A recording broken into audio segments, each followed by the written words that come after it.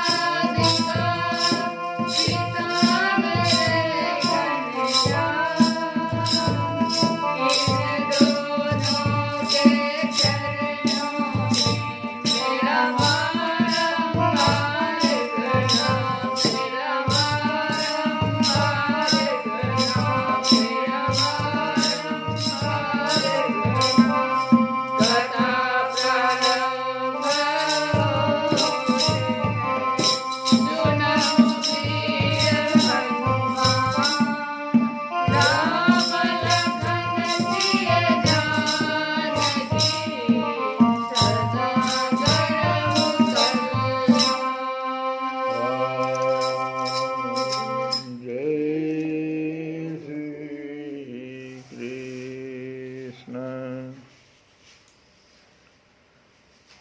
हम लोग सत्राजीत की कथा को सुन रहे हैं, जो भगवान कृष्ण पर झूठा कलंक लगा दिया था और उस अपराध का मार्जन करने के लिए सत्राजीत ने स्वयं स्यमंतक मणि सहित अपनी कन्या सत्यभामा भगवान श्री कृष्ण को सौंप दिया। इस पर राजा परीक्षित ने पूछ दिया कि भगवान, हे सुखदेव जी महाराज, गुरु महाराज, सत्राजित ने भगवान श्री कृष्ण का क्या अपराध किया था? उसे स्यमंतक मणि कहाँ से मिली और उसने अपनी कन्या भगवान को क्यों दी? तो सुखदेव जी ने जवाब क्या दिया सो सुनिए, ध्यान से सुनिए कि परीक्षित, सत्राजित भगवान सूर्य का बहुत बड़ा भक्त था।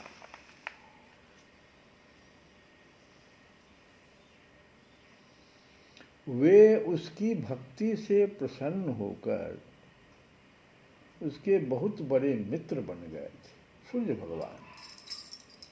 और फिर भगवान सूर्य ने ही प्रसन्न होकर बड़े प्रेम से उसे स्यमंतक मणि दी थी।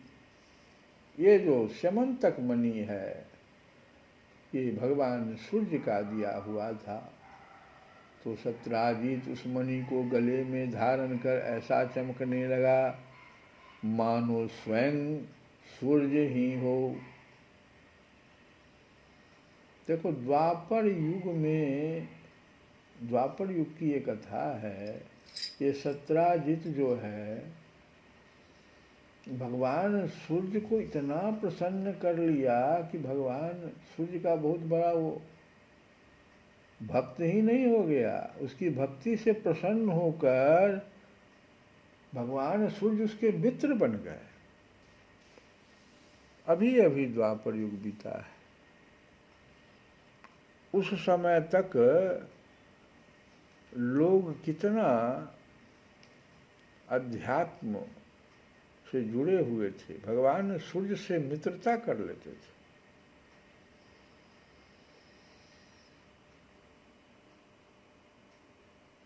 परीक्षित जब सत्राजित द्वारिका में आया तब अत्यंत तेजस्विता के कारण लोग उसे पहचान न सके, क्योंकि मणि, उस स्यमंतक मणि को गले में धारण किए रहता था तो सूर्य के समान चमकता था। तो उसकी तेजस्विता के कारण लोग उसे पहचान न सके। दूर से ही उसे देखकर लोगों की आंखें उसके तेज से चौंधिया गई। लोगों ने समझा कि कदाचित स्वयं भगवान सूर्य आ रहे हैं। उन लोगों ने भगवान के पास आकर उन्हें इस बात की सूचना दी। उस समय भगवान श्री कृष्ण चौसर खेल रहे थे। लोगों ने कहा, शंख चक्र गदाधारी नारायण कमल नयन दामोदर यदुवंश शिरोमणि गोविंद, आपको नमस्कार है। जगदीश्वर, देखिए अपनी चमकीली किरणों से लोगों के नेत्रों को चौधियाते हुए प्रचंड रश्मि भगवान सूर्य आपका दर्शन करने आ रहे हैं। प्रभो, सभी श्रेष्ठ देवता त्रिलोकी में आपकी प्राप्ति का मार्ग ढूंढते रहते हैं, किंतु उसे पाते नहीं। आज आपको यदुवंश में छिपा हुआ जानकर स्वयं सूर्य नारायण आपका दर्शन करने आ रहे हैं। श्री सुखदेव जी कहते हैं कि परीक्षित अनजान पुरुषों की यह बात सुनकर कमल नयन भगवान श्री कृष्ण हंसने लगे।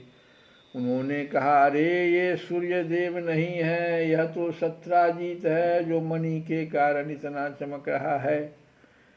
इसके बाद सत्राजीत अपने समृद्ध घर में चला आया। घर पर उसके सुहागमन के उपलक्ष्य में मंगल उत्सव मनाया जा रहा था। उसने ब्राह्मणों के द्वारा स्यमंतक मणि को एक देव मंदिर में स्थापित करा दिया।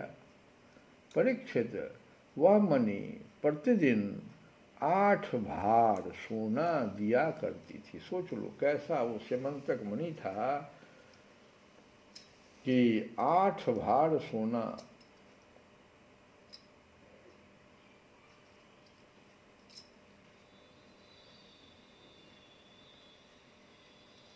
आठ भार क्या मतलब? 8 भार किसको कहते हैं? एक भार में 2। 4 ब्रोही जो धान का होता है उसको 1 गुंजा कहते हैं, और 5 गुंजा का वैसा 4 ब्रोही का तो 1 गुंजा बना। अब 5 गुंजा जब हो जाएगा तो 1 पन कहलाता है, और 8 पन का 1 धरन होता है, और 8 धरन का 1 कर्ण होता है, 1 कर्ष, और 4 कर्ष का 1 पल होता है, और 100 पल की 1 तुला होती है, और 20 तुला का 1 भार कहलाता है।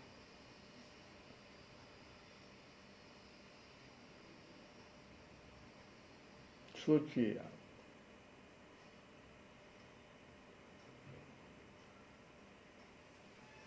और 8 भार वो सोना प्रतिदिन दिया करता था।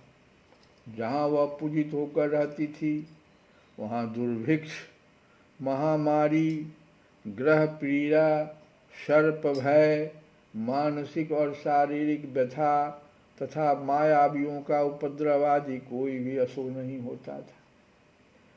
तो एक बार भगवान श्री कृष्ण ने प्रसंगवश कहा कि सत्राजीत, तुम अपनी मणि राजा उग्रसेन को दे दो। प्रसंगवश कहा क्योंकि उस समय में राजा तो वहाँ के उग्रसेन थे, तो यह मणि राजा के पास रहनी चाहिए, क्योंकि प्रजा की भलाई तो वही करता है। लेकिन वह इतना अर्थलोभी था सत्राजीत कि भगवान की आज्ञा का उल्लंघन होगा इसका कुछ भी विचार न करके उसे अस्वीकार कर दिया।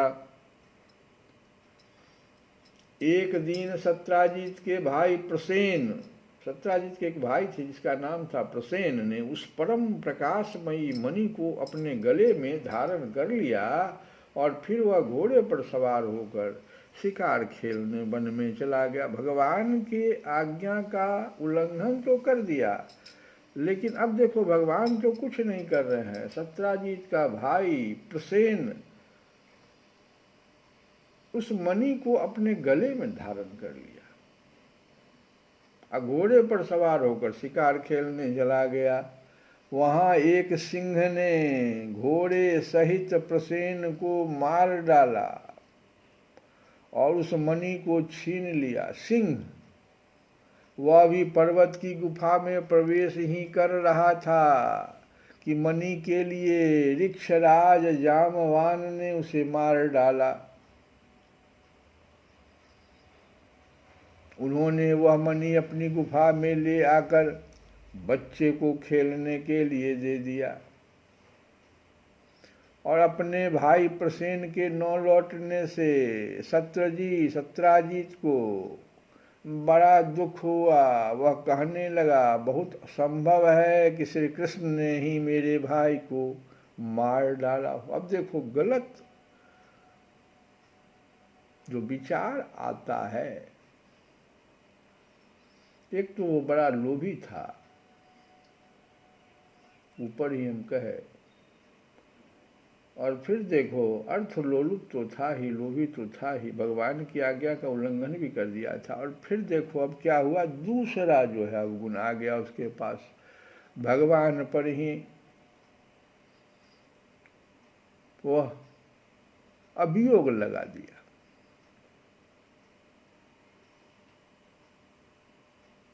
बहुत संभव, कहता है बहुत संभव है कि श्री कृष्ण ने ही मेरे भाई को मार डाला हो, क्योंकि वह मणि गले में डालकर वन में गया था। सत्राजित की यह बात सुनकर लोग आपस में कानाफूसी करने लगे। और जब भगवान श्री कृष्ण ने सुना, ये कानाफूसी की बात तो एक दूसरे से भगवान कृष्ण तक चली गई कि यह कलंक का टीका मेरे ही सिर लगाया गया है, तब वे उसे अब इस कलंक को धो बहाने के उद्देश्य से कि कैसे मेरा यह कलंक हटेगा, नगर के कुछ सभ्य पुरुषों को साथ लेकर भगवान प्रसेन को ढूंढने के लिए वन में चले गए। वहाँ खोजते खोजते लोगों ने देखा कि घोर जंगल में सिंह ने प्रसेन और उसके घोड़े को मार डाला है। जब वे लोग सिंह के पैरों का चिन्ह देखते हुए आगे बढ़े, तब उन लोगों ने यह भी देखा कि पर्वत पर एक रीछ ने सिंह को भी मार डाला है। भगवान श्री कृष्ण ने सब लोगों को बाहर ही बिठा दिया, क्योंकि पर्वत पर वो रीछ था, और अकेले ही घोर अंधकार से भरी हुई ऋक्षराज की भयंकर गुफा में प्रवेश कर गए। भगवान ने वहां जाकर देखा कि श्रेष्ठ मणि समंतक को बच्चों का खिलौना बना दिया गया है। वे उसे हर लेने की इच्छा से बच्चे के पास जा खड़े हुए।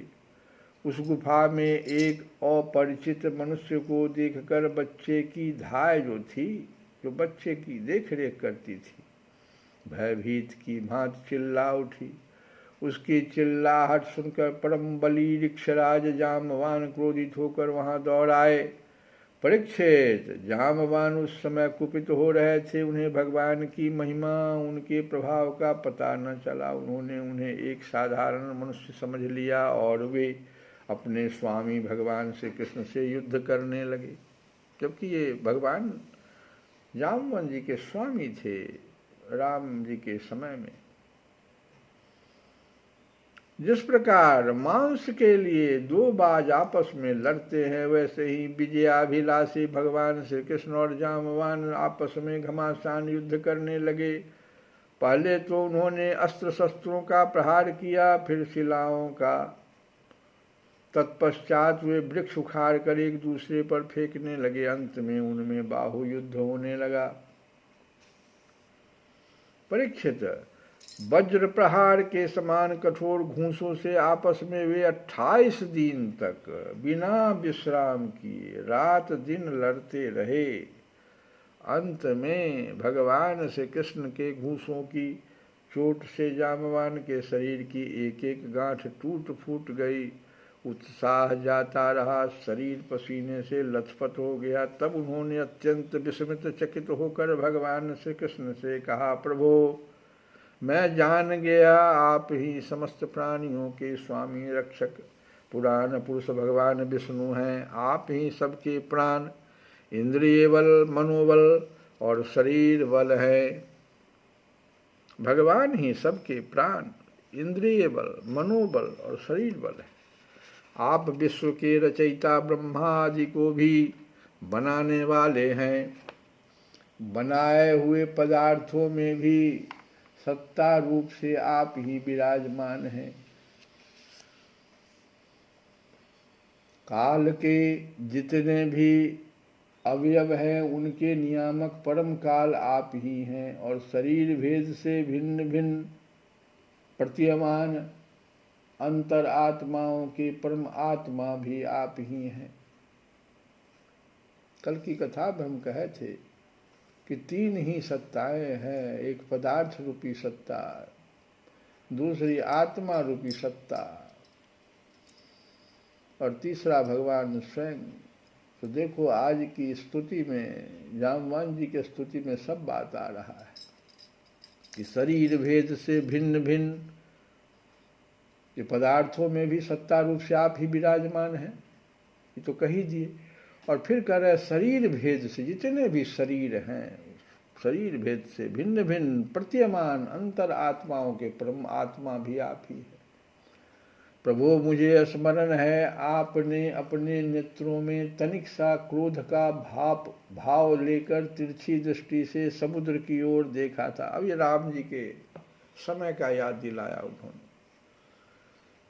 कि आपने थोड़ा सा क्रोध, तिरछी नजर समुद्र की ओर किया, उस समय समुद्र के अंदर रहने वाले बड़े बड़े घड़ियाल, जिसको नाग कहते हैं, और मगरमच्छ क्षुब्ध हो गए थे और समुद्र ने आपको मार्ग दे दिया था।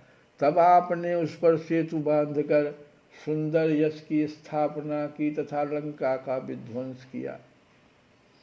आपके बाणों से कट-कट कर राक्षसों के सिर पृथ्वी पर लौट रहे थे। अवश्य ही आप मेरे वही राम जी श्री कृष्ण के रूप में आए हैं। हरे कृष्ण कृष्ण कृष्ण हरे हरे, हरे राम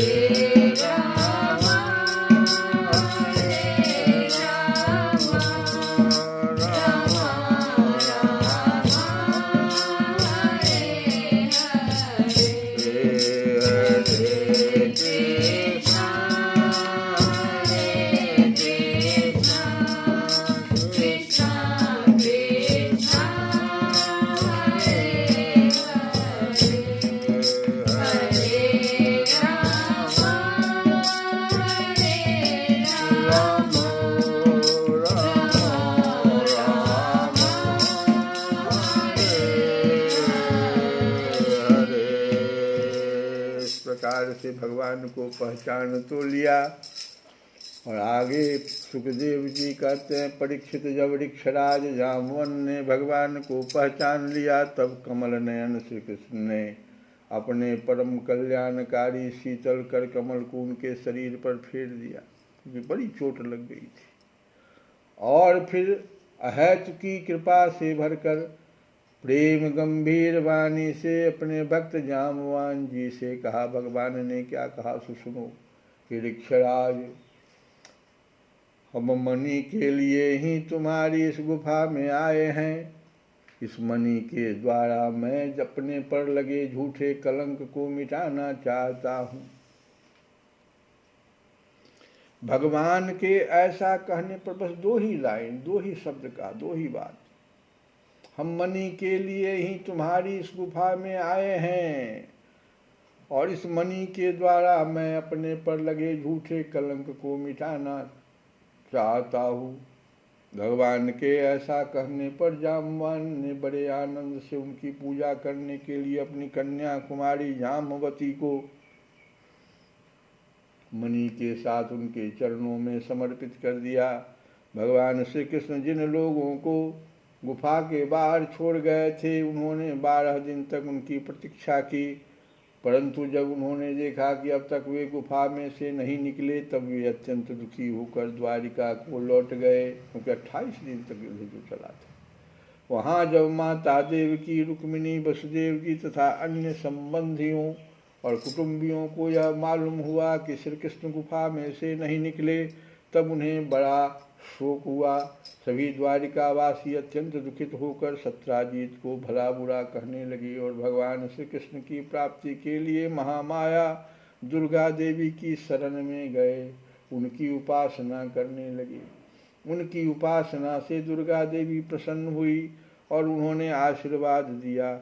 उसी समय उनके बीच में मणि और अपनी नववधू जाम्बवती के साथ सफल मनोरथ होकर श्री कृष्ण सबको प्रसन्न करते हुए प्रकट हो गए। सभी द्वारिकावासी भगवान श्री कृष्ण को पत्नी के साथ और गले में मणि धारण किए हुए देखकर परमानंद में मग्न हो गए, मानो कोई मरकर लौट आया हो। तदंतर भगवान ने सत्राजित को राजसभा में महाराज उग्रसेन के पास बुलवाया और जिस प्रकार मणि प्राप्त हुई थी वह सब कथा सुनाकर उन्होंने वह मणि सत्राजित को सौंप दिया। सत्राजित अत्यंत लज्जित हो गया। मणि तो उसने ले ली, परंतु उसका मुंह नीचे की ओर लटक रहा था। अपने अपराध पर उसे बड़ा पश्चाताप हो रहा था। किसी प्रकार वह अपने घर पहुंचा। उसके मन की आंखों के सामने निरंतर अपना अपराध नाचता रहता था। बलवान के साथ विरोध करने के कारण वह भयभीत भी हो गया था।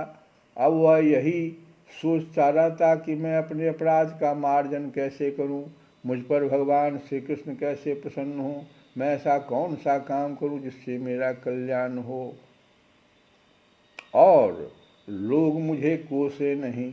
सचमुच मैं अदूरदर्शी क्षुद्र हूँ। धन के लोभ से मैं बड़ी मूर्खता का काम कर बैठा।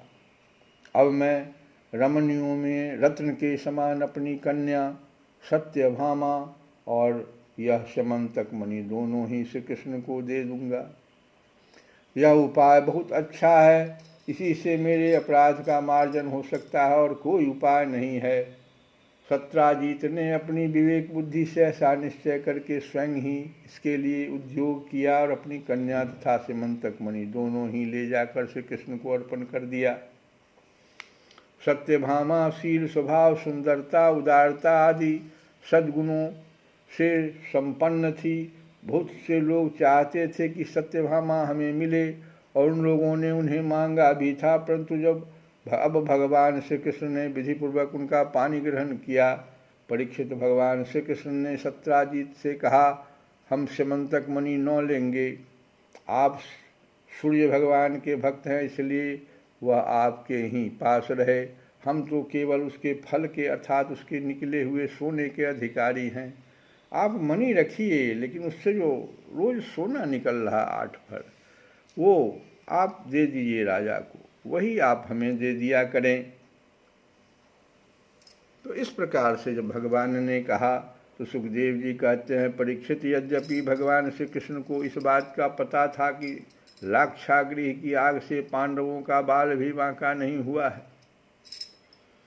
तथापि जब उन्होंने सुना कि कुंती और पांडव जल मरे, तब उस समय का कुल परंपरा में जो चीज़ हो रहा था व्यवहार करने के लिए वे बलराम जी के साथ हस्तिनापुर गए। कथा जो है समंतक मणि का वहीं पर समाप्त हो गया और यहाँ से कथा जो है अब बदल गया है।